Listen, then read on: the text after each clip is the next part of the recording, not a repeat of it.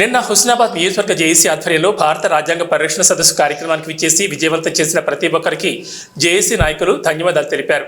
ఈ కార్యక్రమంలో నియోజకవర్గ జేఏసీ చైర్మన్ కవ్వా లక్ష్మారెడ్డి, కో కన్వీనర్లు వీరన్న యాదవ్, డేకల సారయ్య, చెప్పియాల ప్రకాష్, ఫ్రాన్సిస్ జేఏసీ నాయకులు తదితరులు పాల్గొన్నారు. 28 ఏప్రిల్ ఆదివారం మొన్నటి రోజున కాకతీయ యూనివర్సిటీ సెనెట్ హాల్లో బుద్ధిజీవులైనటువంటి సమూహ సెక్యులర్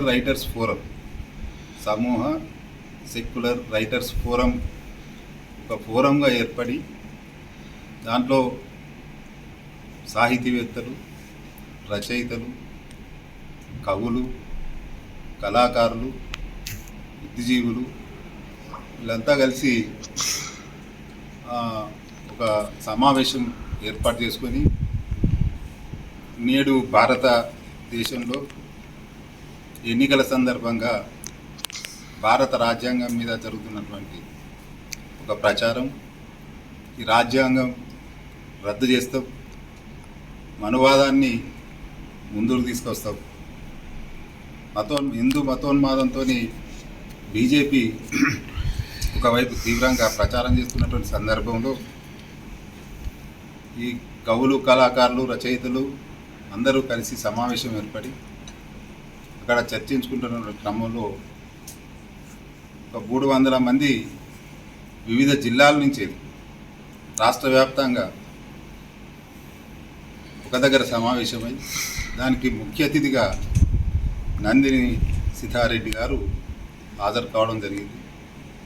ఆ సమావేశం మొత్తంగా భారతదేశంలో కానీ రాష్ట్రంలో కానీ జరుగుతున్నటువంటి పరిణామాలు, రాజకీయ పరిణామాలు, ఆర్థిక పరిణామాలు, అలాగే రాజ్యాంగానికి సంబంధించిన సమస్యలు, వాటి మీద సుదీర్ఘంగా చర్చిస్తున్నటువంటి క్రమంలో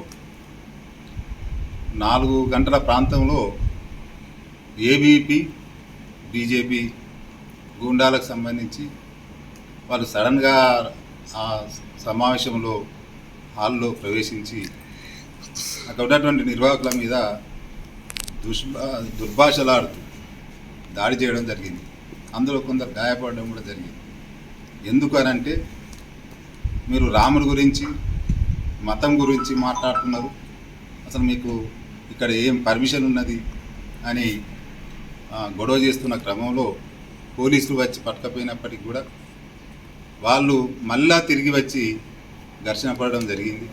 వాళ్ళ ఉద్దేశం ఏంటంటే బీజేపీ పార్టీ మీద లేదా సంఘ్ పరివార్ మీద వాళ్ళు చేస్తున్నటువంటి దురాగతల మీద ఎవరు మాట్లాడినా మేము దాడి చేస్తాం అని ఒక పద్ధతిలో మూర్ఖంగా వ్యవహరించడం జరిగింది.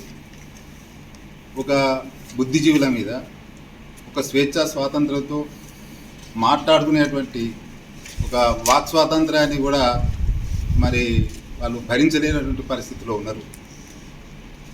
మేమేమంటున్నామనంటే, భారత రాజ్యాంగం మీద కానీ మతోన్మాద శక్తుల మీద కానీ మాట్లాడితేనే ఓర్చుకోలేనటువంటి క్రమంలో మళ్ళీ బీజేపీ అధికారంలోకి వస్తే ఇంతకంటే ఎక్కువ నిర్బంధం, నిరంకుశత్వం ఉంటుంది అనేది మేము చెప్పదలుచుకున్నాం. ఈ సందర్భంగా వాళ్ళు దాడి చేసిన దాన్ని హుస్నాబాద్ జేఏసీ నియోజకవర్గం సందర్భంగా దాన్ని తీవ్రంగా ఖండిస్తున్నాం. నిన్నటి రోజు సోమవారం రోజున అంటే 29/4/2024 రోజున హుస్నాబాద్ డిపోకి ఎదురుగా బిఎల్ఆర్ ఫంక్షన్ హాల్లో రాజ్యాంగ పరిరక్షణ సదస్సులో పాల్గొని ఈ సదస్సును ప్రత్యక్షంగా పరోక్షంగా విజయవంతం చేసిన హుస్నాబాద్ నియోజకవర్గంలోని 7 మండలాల ప్రజలందరికీ కూడా ప్రత్యేకంగా హుస్నాబాద్ నియోజకవర్గ జేఏసీ తరఫున ఉద్యమవందనలు తెలియజేస్తున్నాం. ఈ స్ఫూర్తిగా మనం అందరం కూడా రేపు 2024 ఎన్నికలు మే 13న జరగబోతున్నాయి, పార్లమెంట్ ఎన్నికలు. మరి మనం ఈ భారతదేశాన్ని చీకటిమయం చేయకుండా ఒక వెలుగు వైపుకు ప్రయాణించే దిశగా మరి రాజ్యాంగ శక్తులకు, మతవాదులకు జరిగే యుద్ధం. ఈ యుద్ధం లోపల రాజ్యాంగ శక్తులు, బుద్ధిజీవులు, ప్రజాస్వామిక శక్తులన్నీ కూడా ఏకతాటిపై నిల్చొని మనం అందరం కూడా ఈ నిరంకుశవాద మతవాద బీజేపీ పార్టీని ఓడించి అదేవిధంగా మనం కాంగ్రెస్ పార్టీకి ఓటేసి గెలిపియాలని జేఏసీ హుస్నాబాద్ కాన్స్టిట్యున్సీ అభిప్రాయపడుతుంది.